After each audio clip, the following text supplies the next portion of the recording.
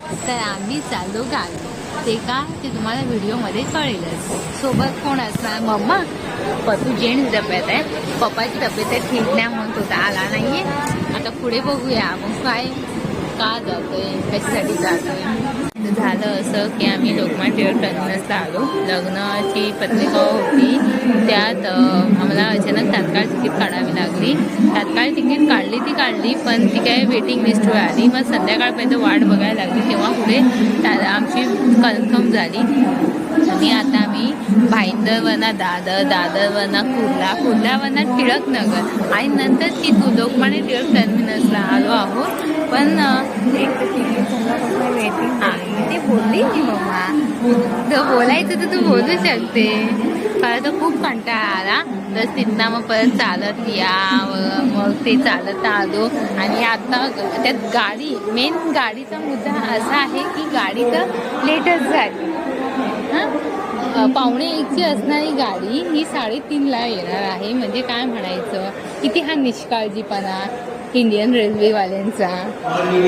तर मी जातोय कशात येतो तुम्ही बोलले, तुम्हाला पुढे सांगेन उद्या. आता कधी गाडी येईल, गाडीत बसेन मी कधी, तेव्हा तेच सांगेनच. आता बघूया. मम्मा आणि हा तर काही व्हिडिओ कॉलमध्ये बिझी असणारा माणूस. म्हणायला तर 1 दिवसासाठी जातोय, तरी पण आमची 3 बॅगा. म्हणायला तर काही कपड्यांचा बोचका, बाकी काहीच नाही आहे ह्याच्यात. गरमी पण खूप होते.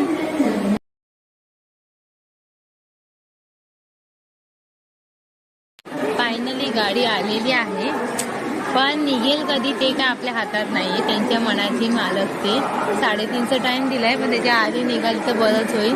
पण अजून 1-1.5 तास तरी असंच बसायला लागणार आहे. गेट पण बंद आहे, आतमध्ये पंखे वगैरे पण बंदच असतील. काय करायचं. 1:45ला तर आले.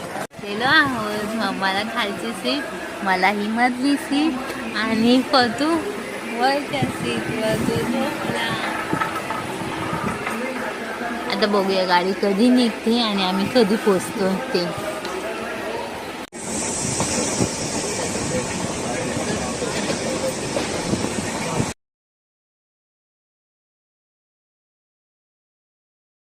फायनली आपण चिपळूणला पोचलेलो आहोत.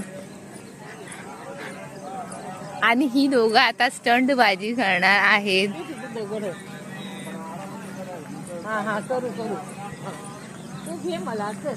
मी इथून खाली उतरलो आहे आणि आता रिक्षा पकडू आणि जाऊ. आता आपण रिक्षात बसलेलो आहोत.